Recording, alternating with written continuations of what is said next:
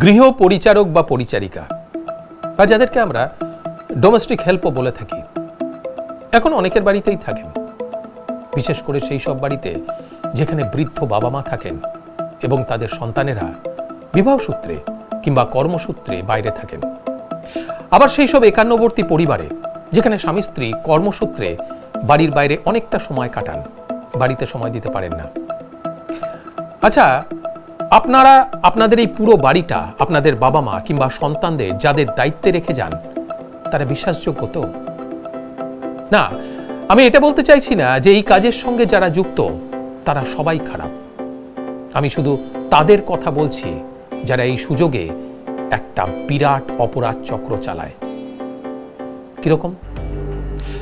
যেমন ধরুন, অনেক দিন ধরে লক্ষ্য করে আপনার বাড়ির খবরাখবর পাচার করে একদিন হঠাৎ লুটপাট করা, কিংবা দামি কোনো জিনিস চুরি করে নেওয়া, এমনকি ছোট বাচ্চাদের অপহরণও সংগঠিত হয় এদের মাধ্যমে।